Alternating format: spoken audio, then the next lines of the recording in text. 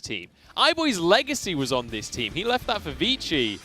But forget iBoy, as everyone has, because Hope's replaced him so beautifully. We're into Champion Select. We're doing it, Tag Team. We're going into game. Oh my God! Now watch it go. This is the hypest moment of today so far. Watch it go to a game 3, and we have massive pauses again. Don't say that. Don't jinx it. Come on now. OMG have banned away the Nidalee. Look, the draft is going to go super quick because they've had so long to plan this out. If they are deliberating over the first couple of picks, I'll be amazed. What way do pauses work? Are you allowed to talk during a Well, they pause were before talking. I saw them on camera, so... True, that is true. But yeah, here we go. I don't know if they're allowed, but they did it. Aphelios Ask for forgiveness, not for permission. Syndra taken here for EDG. Ezreal was hovered. I wouldn't actually mind seeing the Ezreal, but again here, you do have the option for JunJia to just go back towards Graves and control that jungle matchup once again, which I think worked super well for EDG. Graves going to be the lock-in here. JunJia happy to go for that one with the Nidalee gone. The Varus banned away once again. We saw, I don't know if anyone saw LEC yesterday, but Perks gave us a case study on why Varus is 100% ban rate in the LPL. 9-0-9 he went and just obliterated Kazi in the bottom lane. Which was great because I had him in my fantasy team, so I was delighted with that. Yeah, the new fantasy. Although the website doesn't actually work that well right now.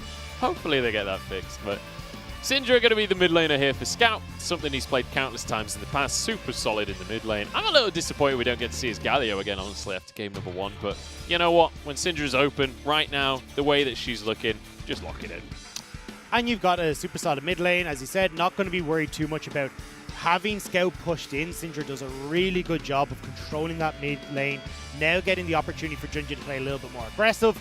And then we're looking at Thresh locked in on the opposite side for Cold. This is just about keeping SMLZ safe, because as you talked about when we saw Kramer earlier on, the repositioning from the Lantern, and also getting a pretty strong bottom lane for yourself here, as Hacker will tend back towards the Lee Sin. So a little bit of a mixture here when it comes to the way OMG are playing. You've got this early game jungle, but definitely the potential here to set up for a strong mid to or front to back fight where you can go potentially towards Crystal, going towards the likes of a Renekton or something that can set up a beefy front line for this Aphelios. Well, Hope gets himself the Ezreal, something he can pop off on. You can see Meiko there on the screen. Communicating a lot, actually. I wonder how much Meiko is involved in the draft strategy there for EDG, but actually going to be banning away the Echo. Obviously, that is the counter to Syndra, despite what we saw in our first series of the day. Yeah, it does do pretty well. Zoe is another option that I wouldn't be surprised to see ban away here. She does pretty good into that Syndra too. And I think then you've set yourself up where, at least from OMG side, well, actually could go back towards the Galio as well. See if Icon can take a trip against Scout on that pick. The Karma ban, it's something that we keep on seeing banned. It's not something that we basically ever see locked in, but it just seems to be consistently banned away. There is going to be the Galio banned out by EDG. And now the real big brain play is Hope locks in the Zoe himself. It's Zoe support just to deny it from Icon. Genius. Maybe not. Maybe not. Maybe not. But I think you can still see something a bit more tiered towards this Ezreal, either in, hey, let's get Meiko out and start going aggressive, like this a Leona, or maybe the likes of a Nautilus that can work well with scouting on this Syndra in the mid lane. Or, well, I hope they don't go for this, which is just pure, we're not dying in the bottom lane, we're just going to do absolutely nothing, sit back and let the rest of the team run away with the game. I want to see the Bard. They hovered it for a second. Bard. Bard is, look, I know Lyric hates it. I think even Clemenchu hates it as well. I love watching Bard. He is just such a fun champion. Yeah, Tempered Fate, such a game-changing ultimate. If you can land it. I'll tell you what else is a game-changer is that Solar Flare. You see good Leonas and bad Leonas, and the good ones, they can snipe with that Solar Flare and win a team fight by themselves. And if anyone is going to look good on this, it's going to be Meiko. You've got the opportunity to roam, and when Meiko started playing on EDG in 2015, he was known for being a roaming support, so this is just doubling down on old strengths for the EDG support. Renekton locked in here for Curse. When we think of Curse, we think of a guy that wants to 1v1. He wants to be aggressive and make his presence known in that top lane. Renekton, certainly the champion to do that with. And Icon goes for the LeBlanc. So once again, pretty aggressive around the mid-game from OMG. You are looking definitely at a very aggressive team fight from OMG with trying to get the Renekton, the LeBlanc, the Lee Sin into be the big damage dealers. But I think the biggest struggle, at least for both the Renekton and LeBlanc, is trying to get past Meiko. He's going to play a little bit of a gatekeeper here and stunning LeBlanc when she tries to come in aggressively. Same with this Renekton, and all that Meiko's going to have to do is try and keep Scout and JunJia safe, because it's going to be very difficult to lock down Hope in this composition with how slippery that Ezreal can be. It's going to be the Wukong as the final lock-in here, so definitely some team fight presence from EDG as well.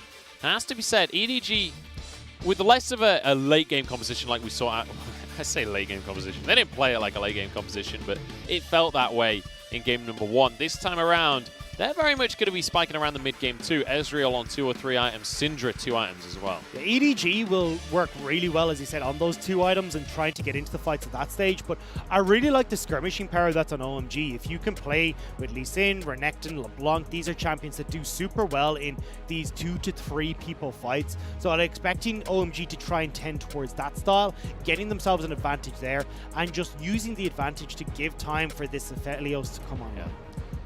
I just want to see Icon pop off. I just want to see Icon performing. He's got the LeBlanc. He's in a skill matchup. I want to see some proactivity. I want to see him working with Hacker, making things happen around the map. That's what we were missing in game number 1 of the series. Felt like he was really struggling to do much of anything. Now up against Scout once more. LeBlanc versus Syndra. It's a matchup we're going to see a lot of times this year. It's a matchup we've seen a lot of times already this year. And Icon, if he can play it right, can certainly take over the game. So when we look towards OMG, they've got a pretty strong top side of the map with this Renekton, who should be able to control the lane against Wukong in the early stages of the game. The potential for Hacker to try and make plays towards Curse here in these early stages and just double down on that strength. So when you get towards Rift Herald Scuffles and that sort of idea, it should be OMG that are in control. But we'll have to see if he's able to make that happen, because couldn't quite get into the lanes in the way he wanted to in the last stage. All right, well, game number 2, as we had an eerie silence for a second there with no game music. It's going to be EDG 1-0 up on the scoreboard. And based on game number 1, I'm feeling confident for them for game 2 here. What's the LeBlanc skin? It's Elderwood. Oh, it's Elderwood, one. Ah, okay. It's a posh new skin, that. Yeah, I wasn't sure if it was like the Ravenborn, just with a chroma or something like that, but it looks pretty cool. Yeah, the animations are pretty sick as well. She's a tree, mate. Oh, basically like the Ivan of the mid lane, except LeBlanc. And dealing a whole load of damage. I mean, Ivan, with a couple of death caps, he can do some work. Let me tell you. Hacker is going to be found out here. And maybe they can make some magic happen. He's going to start his red buff off completely alone and immediately gets caught out. Flash, Ignite ticking. One more auto, one more Q, and Scout starts off strong. And straight off the bat, Hacker is already on the back foot. JunJia now controlling this jungle, not only from matchup perspective, but having the advantage in hitting that level 2 first and being able to consistently invade onto Hacker. This sucks as a Lee Sin. Yeah, I mean, right now, Hacker is just thinking, JunJia, gotta be kidding me, man. I can't believe it's gone so wrong to start things off. And look at the ward that's been placed by EDG at their own red buff as well. They're going to be able to spot out if Hacker tries to split the map in any sort of way, and it means that then JunJia and potentially Scout can collapse, although with that being said, Icon's doing a good job of pushing in this mid lane, so can help respond to Hacker if he wants to go for that. A really important thing as well, you can see biscuit delivery there from Scout. Interestingly, the rune has wings on the biscuits, but the biscuits themselves don't actually have wings. Well, how else are you going to eat them? They got wings on. It's way too difficult. I eat chicken wings all the time. Yeah, but that's the wing itself. It's not like you're trying to fit the cookie into your mouth with wings on the side. Yeah, you can take bites. You have to put the whole have thing you seen me eat? That's not how I work. That's an aggressive style right there, and I'm not talking about gameplay. Dear me. Well, it's good start here for EDG. 500 gold up already. And Curse, he's going to stack himself up a minion wave quite nicely. Obviously, Renekton, the king of the top lane here. There's not a whole lot that Aodi can do about that one to start things off. Self-hook onto Meiko. Good stuff from Cold. Bear in mind, in case you've only just joining us, it was Sora playing in the support role for OMG in game number 1. Played the Taric. He looked okay, but a couple of late Cosmic Radiances, and Cold has been subbed back in the bottom lane. And now Cold and SMLZ have actually with this massive wave crashing into the bottom lane, should help in securing this Rift Scuttle for themselves. You can see they're just walking up to take it and making sure that there's no way JunJia can pick it up for themselves. Meiko is now trying to move across to help. That was some beautiful CSing by Hope, by the way. Missed absolutely nothing. In they go, though. Cold starting things off, and he's got his Aftershock, but it's ticked out now. And now Meiko pulled back in. Doesn't have his Eclipse just yet, so he's not that tanky. Can't get over the wall, and he will go down. It's 1-for-1, though. AD carry for support is a trade you're going to be happy to take. Icon's in trouble. In goes the Essence Flux, flashes over the wall. That's a clone. That's the wrong one, guys. And OMG come out on top. They end up getting a kill for themselves in that trade, and you get a lot. Some of the summoners burnt on OMG's side. Oh, hang on. Scout could be in trouble. Gets the stun. Actually nearly finishes Icon off there. Hacker goes in. Cold can't do much about it. I want to see him flash Q. He's not going to do it, but it would be... It would be sick, but the problem is you have Distortion Icon who can react fairly fast to that play, so not going to be able to do so much. But Rift Scuttle did go across to JunJia, so look at the CS difference between the Graves and even the level advantage that he has over the Lee Sin. Aodi taking a decent bit of damage underneath the tower here, and Hacker is going to be doing the Krugs, threatening the possibility of a dive onto Aodi. The problem is, trying to dive a Wukong, he can turn invisible, which can be a little bit of a pain. However, Lee Sin can spot invisible guys, despite being blind. I mean, there's no, what is it, impairment for a smelly enemy, but JunJia, anyway, is going to be here, spotted on the ward too. Although OMG, looking to see if they can make a play. It's not going to happen, though. JunJia just going to slide over the wall, through the log, and continue to farm up. Bear in mind, looking at the CS numbers, JunJia's having a great time in this jungle. 1-0-1, and he's 10 CS up as well. Yeah, and although there's a big discrepancy in this bottom lane, it's going to be answered by SMLZ as he clears out these waves. So far, it's pretty much even Steven, apart from that first couple of kills and that jungle advantage that EDG have picked up. But EDG, they've got a good little gold lead for themselves. And bear in mind that they're going to be looking to fight a little bit later on in the game. They're not actually going to be just trying to force things for the sake of it. Nice little dodge on the ethereal chains there from Scout, and it means he gets to turn this trade around very heavily in his favor. Nicely done in the mid lane. JunJia is here as well, so you can see that's why he's going aggressive. Level 6 hit by Scout. Slow down on Icon. Unleash power available for Scout if he can find the play. Flash available, and he's hunting. He's searching for Icon. Hacker might be the one to walk into him instead. He doesn't care what the target is. All he has to do is press R, and the skill comes on through. Hacker now being pushed on up. Aodi is level 6 as well. You have 3 members of EDG, though, that are moving towards this top side. Aodi, as he said, ultimate available. Could set up for the play, but they decide to back off instead. Oh, nice ward on the Lantern. Means SMLZ takes a couple of extra autos. Bottom side, the play not going to happen in the end. Scout moves back to the mid lane. Obviously, Icon with the Ignite, and it means that Scout can shove this wave underneath the turret. I like this call from JunJia as well, moving down towards the bottom side of the map. He'll be able to pick up the Dragon off of the push that Hope and Meiko have right here, and then move back into, pass over the blue buff, go towards his Gromp that's respawned there as well. So this is smart play from EDG in rotating around the map and picking up the advantages that they can. And smart play is exactly what I expect from EDG. That is the level that they've been at in the LPL, even in spring. And, they did make playoffs. They made it 5th, 6th. And it was a lot down to this smart macro play throughout. Being able to do well in the team fights, but ultimately it was about playing the map. At the moment, though, you can see that some of the map isn't going as well as for them as they'd like. Aodi struggling in this top lane. That's to be expected in this matchup. Renekton has so much control against this Wukong early and makes it very difficult for the Wukong to trade back into him, to proc his Stone Skin and actually do anything essentially in this matchup. So Aodi now with the Tiamat means he can't be pushed in as aggressively by Curse, but still this matchup is going to be Curse favored until the 2nd to 3rd item comes through from this Wukong. Would you say it's a bit of a cursed matchup for Aodi? I'd say it's a bit of monkey business for Aodi, to be honest. He's got to figure out a different way to play around it. Oh dear. Well, hopefully, since he is a monkey, should be able to deal with that. We'll have to wait and see. I'm running out of banter here, Dagda. There's been so many pauses. It is running a little bit dry, but look, either way, we can set up what we can expect for the rest of the, well, at least for the next couple of minutes, right?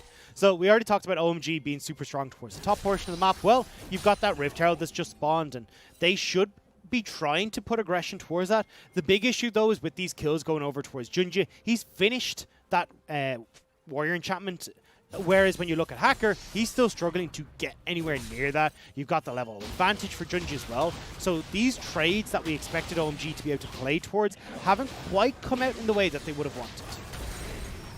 Icon able to grab his blue buff, and he'll be able to return to that mid lane once again. Pretty significant CS lead building up for Scout in that mid lane. He's starting to find a very significant advantage. Yeah, and a lot of that is going to be one off of the blue buff that he picked up a little bit earlier. Shoving the wave in consistently against Icon makes it a bit tougher for Icon when he didn't have his own blue buff. That was delayed because of that invade that we saw at the start of the game. But also just Scout doing a really good job to punish Icon when he's been missing these chains or not hitting the distortions. Aodi has that Tiamat in the top side as well, so he's going to do a little bit better at just trying to counter shove against Curse. He's able to push things in. Eclipse used immediately from Meiko. He knew the hook was coming, and SMLZ trading pretty aggressively. Good damage onto Hope there with a billion shuriken. Still 2.5 minutes till the dragon, so not much going to come of that, although Icon's moving in. They are still pretty healthy on this bottom side of the map, so I don't think there's too much worry for EDG here. They can clear out this wave too. So Icon going to take a tower shot there. Hope ignited. He's going to be fine for now. Meiko just playing bodyguard right now. Actually going to flash away from the chains from Icon, but they're happy to use summoners. They're happy to play this safe. Look at mid. They've now got Rift Herald. You already have Scout who's pushing in aggressively. They just need to escape away, but... So much for playing it safe. They go back in. Sonic Wave will finish off the kill, and Meiko will fall too. Might finish off the kill. No! Hacker just gets away with it. Hope and Meiko just needed to call it quits. Say, hey, look, we've got the pressure on the bottom side coming towards us. We know Scout and JunJia will be answer for this mid lane turret. Just back away, give a few of those plates and you'll be fine. But now they give their 2 lives and the turret. They might find some more right here because they've got a Herald. They're going into the mid lane. This is going to be a massive swing in gold in favor of EDG. Sure, they lose 2 kills, but you'll trade that for 2 turrets. I mean, you're losing a couple of kills, you lost a couple of turret plates, but all that was gained by EDG. It's just unfortunate that Hope and Meiko were part of that trade. We're 10 minutes in, and Icon is defending the inhibitor from a minion wave. How is that the situation we're in after such a quiet early game? And now it becomes so much easier for EDG to have impact around the rest of the map, because you can very aggressively, as Scout and JunJia, shove in this mid wave, force someone from OMG to deal with it, and you rotate top, you rotate down towards this bottom side, causing these mana advantages that are going to be very difficult for OMG to deal with, especially with no TP available on Curse at the moment. Yeah, no safety from those towers in the mid lane. It means that the jungle is going to be a lot harder to control here for OMG as well. They're going to lose control of some of their buffs, some of their camps. JunJia going to try and make that happen. Meiko, ooh, just about dodges the Death Sentence. Solar Flare going to stop them from aggressing, and that's a good amount of damage from Hope as well. Moonlight Vigil comes on in. Meiko just cannot get away with anything. JunJia forced away. Really nice play from OMG. Yeah, they're doing a good job of catching out this bottom lane of EDG. Meiko making a few mistakes, walking too aggressively into this river. That was where OMG wanted to be. They're trying to get vision for Dragon, but without the support of JunJia, without the support of Scout, Meiko gives over his life. Yeah, a little bit too confident on these plays. It's going to mean he's actually 0-3 so far this game. Meiko's not having a fun time of it. And when you look at the scoreboard, OMG are up in kills. It's just the map play, once again, that EDG are winning. And the big thing is that you've given 2 kills now to Icon, who has the burst damage to deal with. JunJia, Scout, Hope. So it becomes really difficult now for EDG to try and play as aggressively coming into these mid-game fights in case Icon is able to get on towards the back line. Also looking towards Curse in the top lane, looks like he's opted instead to go for more of this split push orientated build, or at least a different style of build than we usually see coming into the LPL, going with that Blade of the Rune King. We generally see the Black Cleaver build for the Renektons, but definitely here he's trying to just enjoy this top lane matchup for as long as possible. Yeah, it's not often we get to see the Blade of the Rune King Renekton here in the LPL. Curse not doing as well in the trading as he was earlier on in the game, but he's got himself a pretty hefty CS advantage. He's going to be happy with the way this lane is going for himself. But ultimately, all he has to do is keep the pressure on enough that Aodi has to stay there, because Hacker and Icon are starting to snowball. This is what I was asking for coming into the game. I wasn't confident it was going to happen, but we finally see Icon stepping up a little bit again. We have to see if OMG can use the advantages though, because we're still pretty even when it comes to gold. And as we talked about, EDG haven't quite hit their point where they're at their strongest. Hope still looking to complete these 2 items with Meiko. This is cyberbullying at this point. Hope still sticking around. And Hope, there's a wall. Jump over the wall. He uses Arcane Shift and his Flash just in the river. I don't know what to tell you. It looks like maybe this long day and these long pauses are getting to EDG as well, because Hope could have just hopped over the wall. No problems there. Instead, with Icon roaming down, that's another kill going to OMG. OMG now going to get this bottom lane turret as well. He still has the Crescendum available there when SMOZ wants to swap over at any point in time. Like, this is really poor play from the bottom lane of EDG. Yeah, and uncharacteristic poor play from them as well. This is not a bot lane that we expect to be making so many mistakes. Obviously, they are being focused quite a lot by Hacker, by Icon, moving over and putting pressure on, but you don't usually... I mean, Hope especially here, he should have known to back away. And here you say it, like, Arcane Shift, okay, cool. Just flash over the wall. There's no Q available on the Lee Sin. He just used it to close that gap. He just ward hop to you, so you should be fine to get away scot-free there, but instead... Definition of a panic flash, right? Yeah. He's just in the split-second moment, he realizes everything's going wrong and he just panics. But when we look at the tower plates, it was relatively even. Obviously, I say relatively, it's exactly even, in fact. 800 gold each, but Scout getting a ton of it because of that Rift Herald mid. And that's the difference here, is that the gold on OMG's got into SMLZ, the late game carry, the big guy to try and beat consistent damage. Whereas for EDG, it's onto Scout, who is going to really struggle to find big pick scenarios. If this Renekton is able to play forward, if Code, especially going this tankier style of build rather than going towards the Shrellies, is able to play a little bit more aggressively. EDG setting up for this second Rift Herald, getting vision as deep as they reasonably can. You have to bear in mind, they are actually now behind when it comes to the gold. OMG, most specifically Hacker and Icon, are massive right now, but also you can't discount Curse when it comes, if it does turn into a team fight. Dominus available, he's hit level 11, so that'll have the second point in it. But most importantly, he's finished off his Blade of the Rune King as well. And now he'll be able to continue, as he said, pushing in this bottom lane. And I think this is where we're going to start to see EDG crumble a little bit. Those items that you expect to be hitting around about this time, like that first item for Ezreal, is only just finished. Icon doing a good amount of damage to Scout. No teleport for Scout. He went for the Ignite this game, which means now that should be a huge advantage for Herald.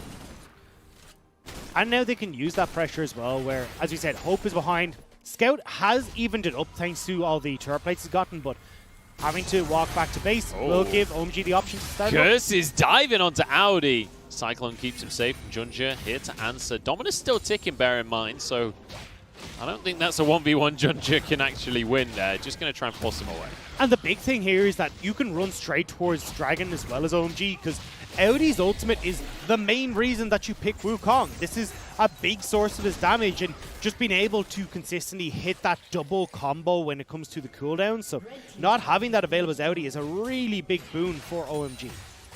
Icon would have loved to do something there, but he knows that Meiko is not the target. Eclipse available means he's just about invincible. So Icon decides to hold off on that one. 20 seconds until this Ocean Drake. This will be an Ocean Soul this game, so probably the most valuable Drake available. And OMG, they're at a point where they are incredibly strong if they want to try and force these fights. OMG are going to make the call, Rift Herald in mid to make sure they can get across the Dragon Put. Oh, Cold has a stopwatch. That's going to keep him safe. Barely gets away with his life. Nice flash, but True Shot Barrage goes wide from Hope. So Cold now, with him having to go back to base potentially, perhaps OMG don't have the same advantage over Dragon as they want. And there is the opportunity for EDG to clear out this Rift Herald before it gets to charge. If someone can get behind, there we go. Get the auto in. As long as you auto just as it starts charging, it'll follow it on the charge and you still get the eye. So OMG don't get anything from the Rift. They aren't able to get into River for Dragon. Audi split pushing the top lane. EDG looking good off of that play, so they find a little bit of respite. Icon goes on in and he's looking for Hope. What a play from Icon. This is what we wanted to see. In the meantime, Audi forced away from Curse has to use his Cyclone once again. Icon finally stepping up for OMG. We said when this guy looks on form, OMG will follow suit, and once again, the mid laner, the franchise player, will find the pick that OMG need. And Hope 0 and 3 now. This was the guy. We've just spent 20 minutes telling you that he's one of the best AD carries in the LPL. Yeah, and immediately he goes 0 and 3. And all of that is down to Hacker. It's down to Icon finding advantages. Now JunJia wants to punish that, wants to shut them down. Teleport though from Curse. And suddenly this doesn't look so good. Scout of the week. Everybody is here from OMG and there's no tower standing. Scout goes down. JunJia is going to be following. Flashes over the wall, but SMLZ has stepped on forward. This time he's not out of position. This time he's the one that's hunting. Moonlight Vigil over the wall, flashes to follow, but the blast cone ruins it. Sonic Wave is there, and Hacker finishes it off. And Hope is just sitting there in the mid lane going, guys, there's nothing I can do here.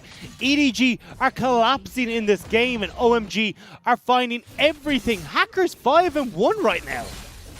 I don't know quite how OMG can look so terrible in game number 1 and so damn good in game 2. It makes so little sense, and it really just feels like, hey, look, if a couple of plays go... Oh, the blind chains, or maybe there was some vision, I'm not sure, but Aodi flashes away from the distortion, and it looks like Icon not going to follow it up.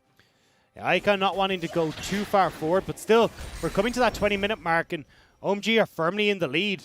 This is Icon. This was so beautiful. Sets it up originally, coming back. Distortion. And that flash as well to get rid of all that CC coming through from Scout, from Meiko. Icon, it's like, that was beautiful. Mwah. Chef's kiss on that one. Beautiful stuff from Icon. And that's what you expect when you see his LeBlanc. Well, it's what you want to expect, right? Yeah. When he's on, this is what you expect. He's the kind of mid laner that can, and has many times, popped off in huge ways. It's just not consistent.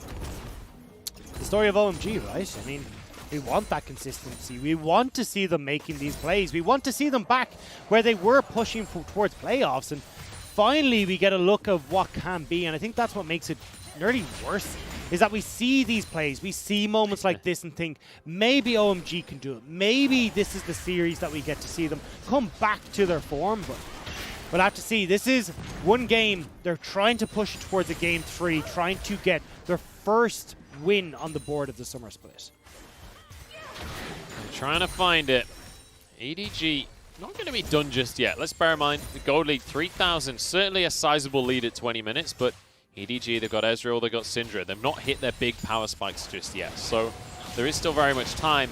Although, that would be a complication. If Baron does go the way of OMG, there is no vision. There's not even a thought of this right now from EDG. The pings are going down, though. They realize this is the thing, so potential for hope. Okay, OMG have backed off. So Scryer's Orb comes out. I was wrong. There was a thought of it. EDG knew what was going on after all. I should have given him more credit on that one, maybe. But I think once they saw Curse kind of running through the jungle going, oh no, I hope no one's catching me, they kind of went, okay, maybe we should have a look at this Baron. Curse with his best damsel in distress impression. Oh no, someone's tied me to the train tracks. What will I do?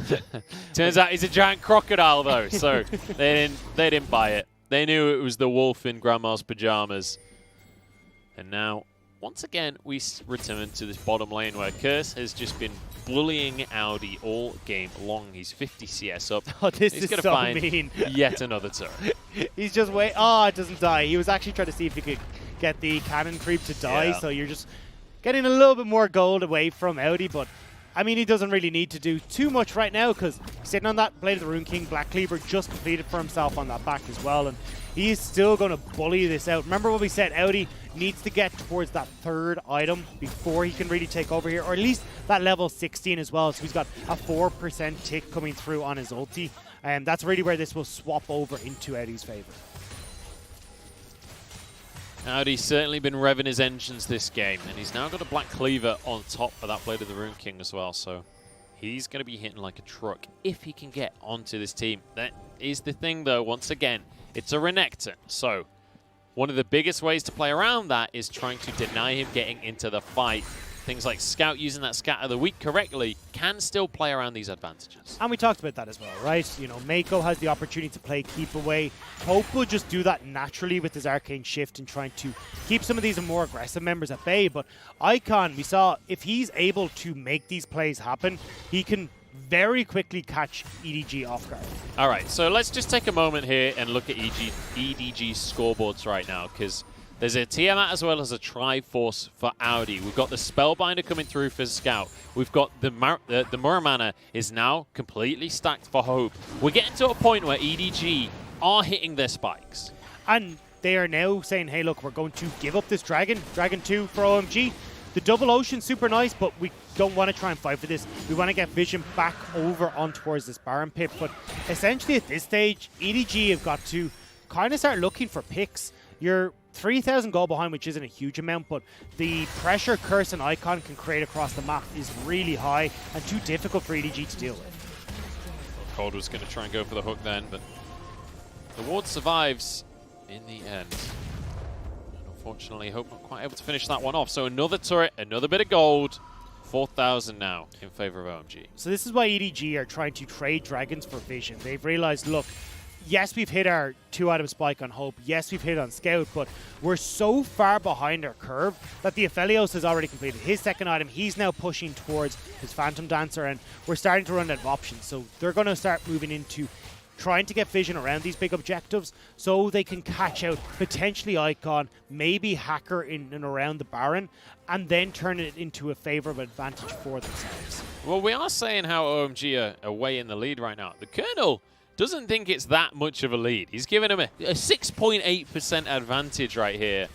Which, you know, the Colonel, granted, he is good at making fried chicken, but he is also just an algorithm. So whether his analysis is up to quite the level of Mr. Dagda on my left here, I don't know. I'm gonna go with the Irishman here. I don't know. I don't know if I want to fight against the Colonel any day. He's a robot after all. That is true. So.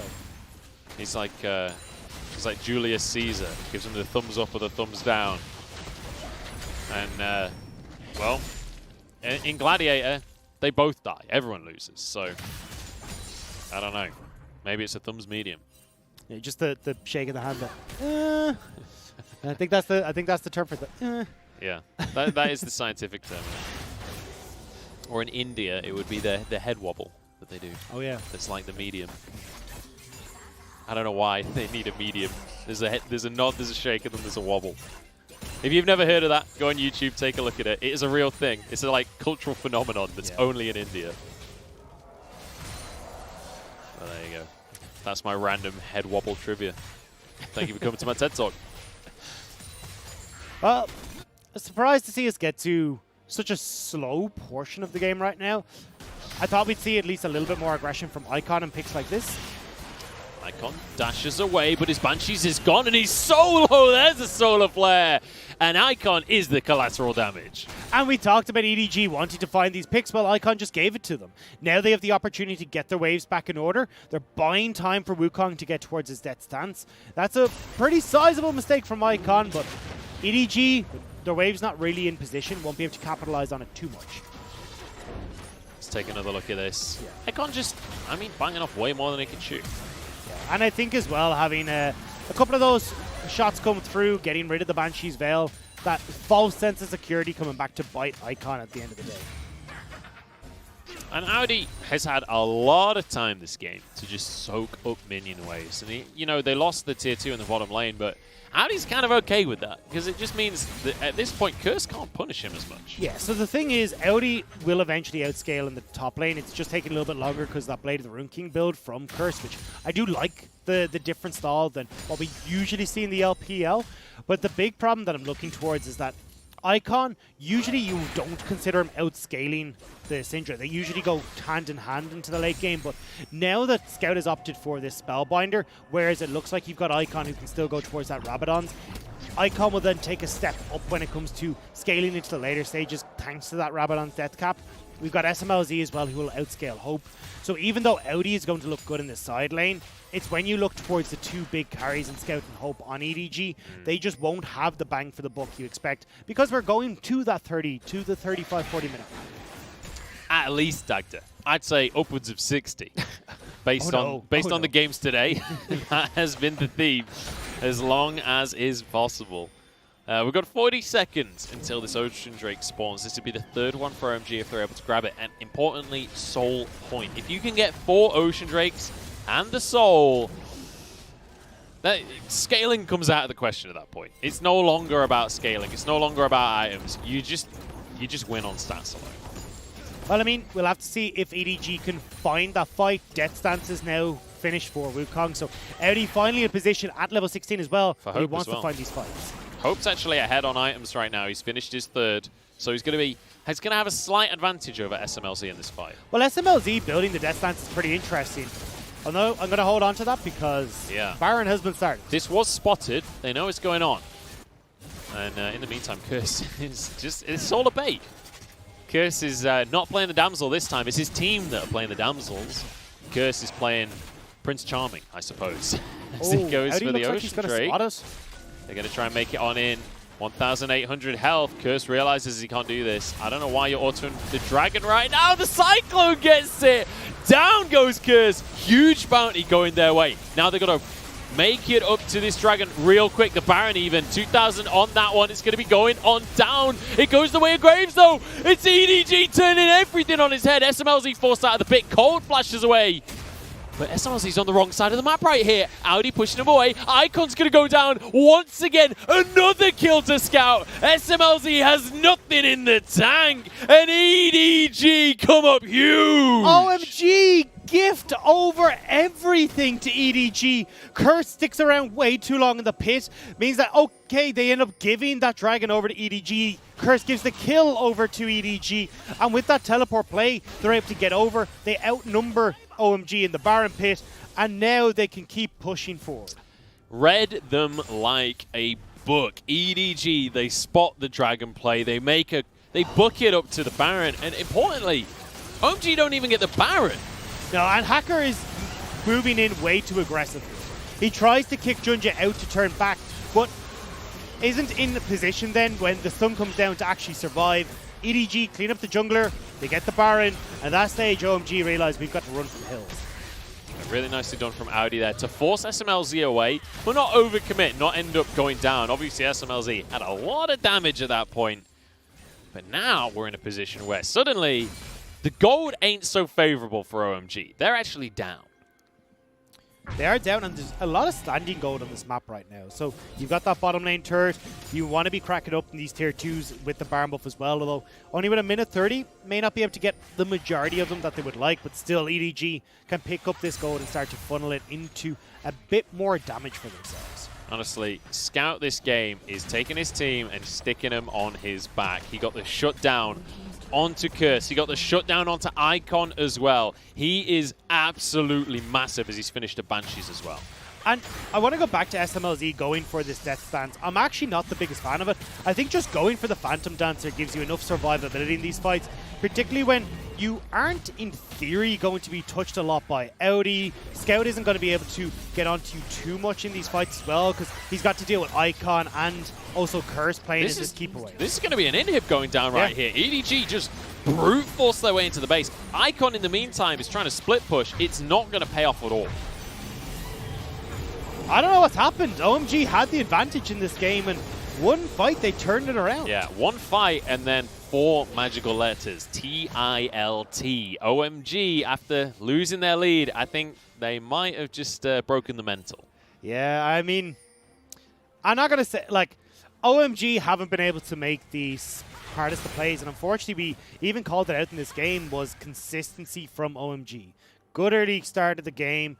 Then we get to the later stages and they just fall apart. And for a team that looked incredibly good in spring, of when they got a lead, snowballing that, it hasn't, well, at least in the first quarter, we'll say, of spring split, it hasn't really worked for them in summer. I think one thing that as well we kind of forgot during the mid game is Scout got funneled a ton of gold at the start of the game. He got 2 towers in that mid lane, including all of the plates. So even though Icon was the one with a bounty and a bunch of kills, they were pretty even in gold.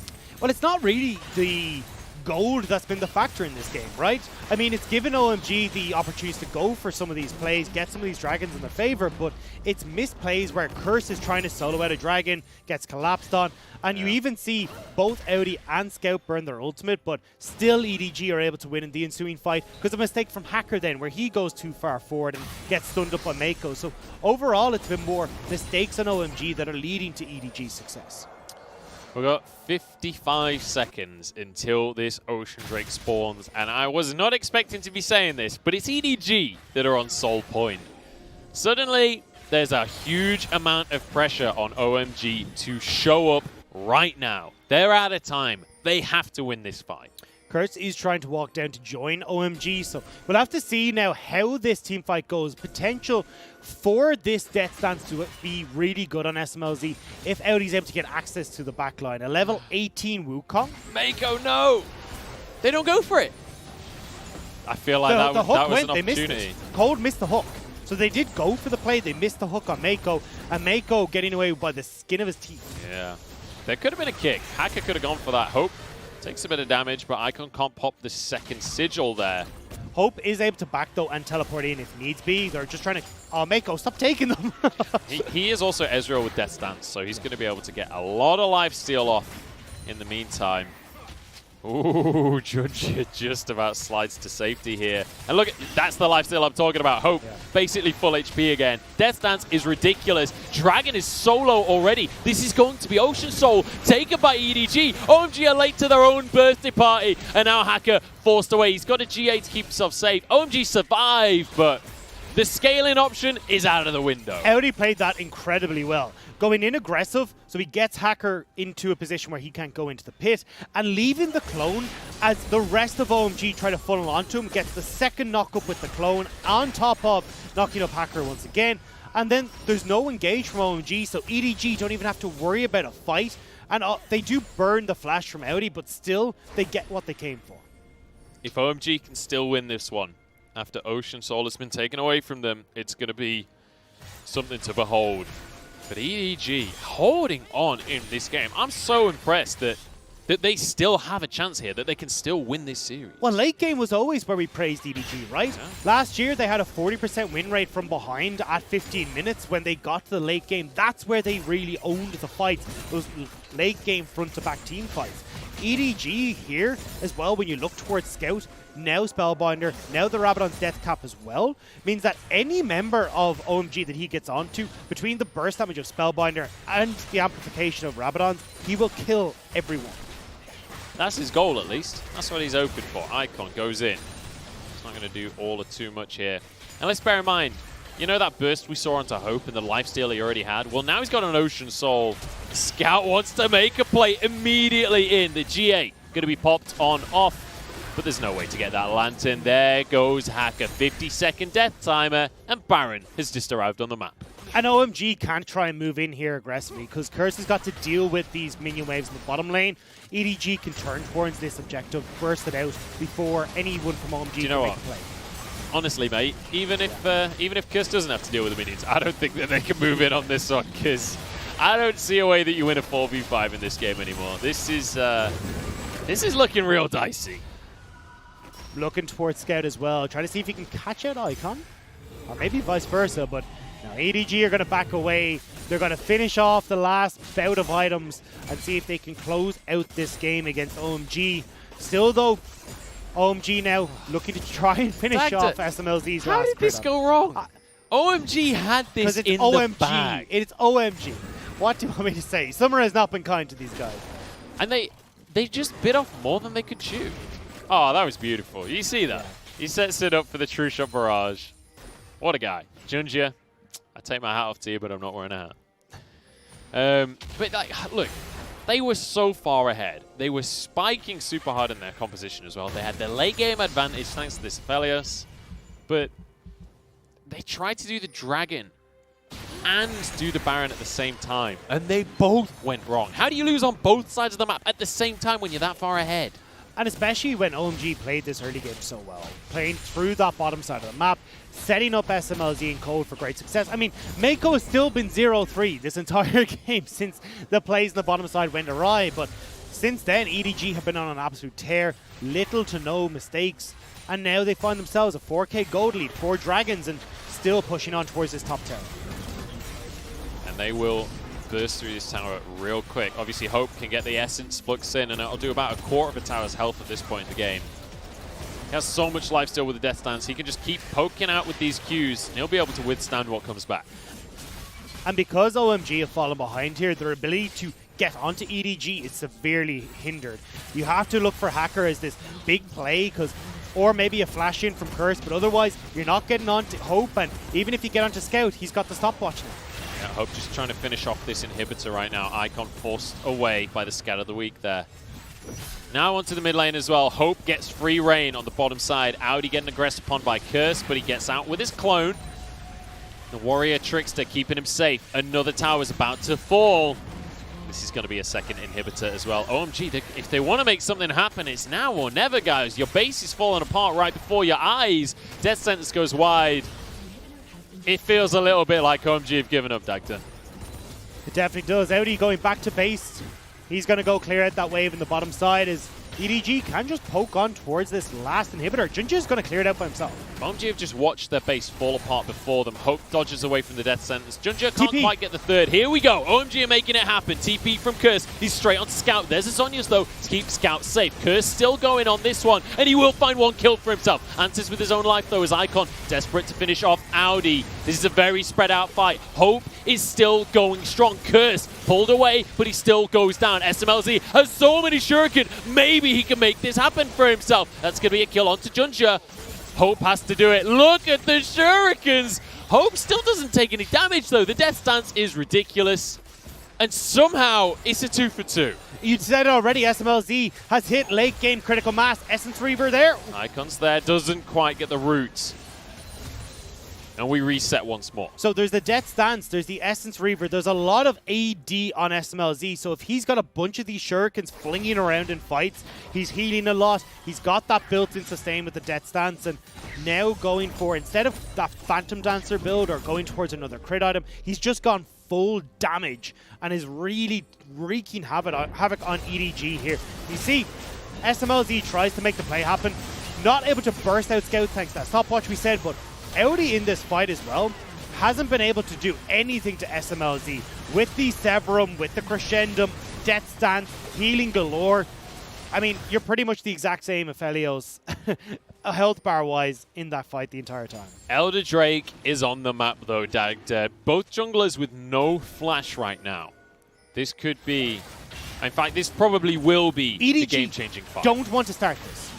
I beg to differ on that one because Icon's been caught. He goes down. The guy that we said needs to step up has fallen at the final hurdle. If EDG give this over to OMG, OMG can turn. They can potentially win this off the back of SMLZ and how big he is. As long as they hold off here and let top and bot push, they win by default. They just need to not do the Elder Dragon. Just hold it. Just make sure Hacker can't go for the steal here. Curse has to deal with the minion wave. Supers pouring in top and mid. So now, with the OMG backing off, they get this Elder for free. EDG play the map state incredibly well. They're going to get a Turret. No, maybe there we go. Beautifully done. And this is exactly what we said, right? EDG, you think of them, you think of the beautiful macro play. You think of them playing the map. And they've done it just beautifully here. Aodi now is confident enough to just walk up to the inhibitor by himself because with this Elder Dragon, with his team following suit, he's as strong as can be. Now, it's just a formality for EDG as they look to finish the game. Only one tower remains. Elder buff there. EDG looking for it. Cold slow, SMLZ dodging away from the skill shots. Hope nearly gets caught by a Death Sentence. But even that, I'm not even sure if that would be enough for OMG to win a fight at this point. Super creeps are pouring in. Top, mid, bot will be arrived shortly. The tower taken below half. The tower's about to fall down. One more auto will do it. They back away. Hacker goes in. GA popped already. And now Cold steps on forward. There's no damage out of SMLZ, and the fight is already done. Goodbye, Aphelios. Goodbye, OMG. 15-10 and EDG. The definition of consistency.